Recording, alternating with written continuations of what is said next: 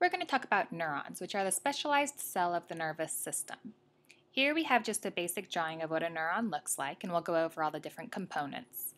First is the cell body, also referred to as the soma, which supports the needs of the rest of the neuron. So it's going to contain things like the nucleus and the organelles in order to do this. Coming off of the cell body, we have these finger-like extensions, which are called dendrites.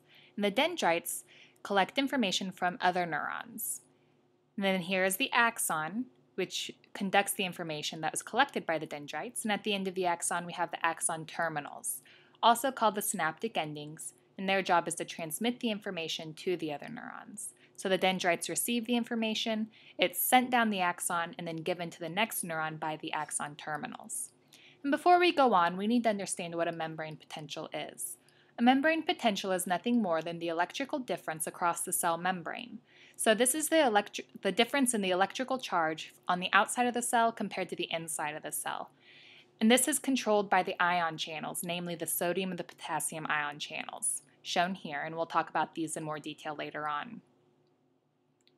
Now, when a neuron is at rest, when it's not conducting any kind of signal, the membrane potential is referred to as the resting membrane potential, or simply the resting potential. And it's negative 90 millivolts. So the inside of the cell is negatively charged at negative 90 millivolts. And it's also going to be polarized, meaning that the outside of the cell is positively charged compared to the intracellular negative charge.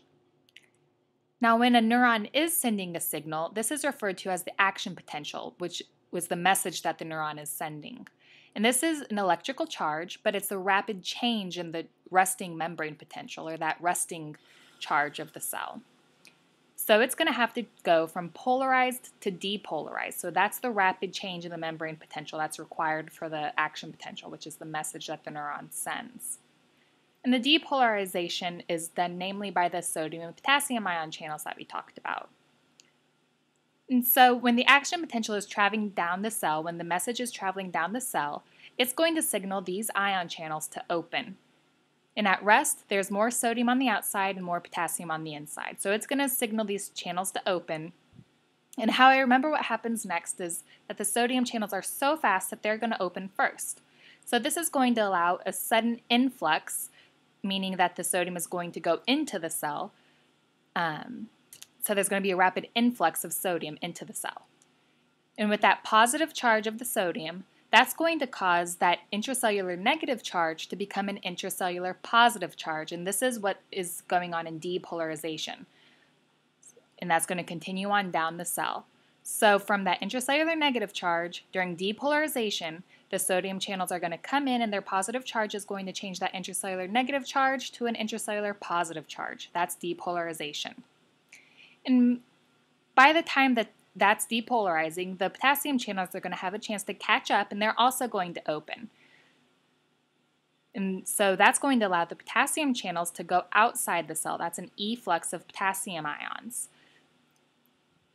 So that's going to cause a return of the negative intracellular charge, and that's going to be called repolarization, and that's going to continue on down the cell. So after it's repolarized, it's ready for another action potential, and it can go ahead and the process will start over again. Now, how I remember which ion is responsible for which action is that the potassium is responsible for polarized. The P in potassium and the P in polarized go together. So potassium is responsible for polarizing the membrane, and that leaves sodium to be in charge for depolarizing the membrane. And let's talk a little bit more about what's happening when the sodium comes in to signal that action potential to go down. So remember we talked that the resting potential is negative 90 millivolts. So the inside of the cell is negatively charged at negative 90 millivolts. When that positive sodium comes in, it's going to have to change that negative 90 charge to negative 65. And that negative 65 is an important number to remember because this is the threshold. And that's the charge that's required for the action potential to continue down. So for the action potential to continue, there has to be enough sodium that comes into the cell to change that negative 90 resting potential to negative 65, the threshold for the action potential to continue. So once that threshold is met, then the action potential is allowed to go on. And this goes hand in hand with the all or nothing response. So the all or nothing response simply means that for an action potential to continue, it has to reach that threshold. It can't depolarize half of the way or 3/4 of the way. It has to depolarize or it doesn't depolarize. And in order to depolarize, it has to reach negative 65 millivolts. Now let's take this section of the axon and make it bigger and look at what's going on. Surrounding the axon, we have these yellow sheaths, and these are the myelin sheaths. And the myelin sheaths are mostly lipid structure whose job it is to insulate the axon. And these myelin sheaths are formed by Schwann cells. And remember, these Schwann cells are the glial cell of the peripheral nervous system, the PNS. And here we see there's a little gap between the myelin sheaths. These are called the node of Ranvier. And these are the segments of exposed axon between the myelin sheaths. And at these nodes of Ranvier, there's no insulation, there's no myelin sheath, so this is allowing these sodium and potassium ion channels to have exposure to the extracellular environment. And remember, those sodium and potassium ion channels are required for the action potential. So these nodes of Ranvier are required for the propagation of the action potential, because this is the only area where there's that ion exchange. Where the myelin sheath is located and the axon is insulated, there's no ion exchange, so the action potential isn't able to propagate there.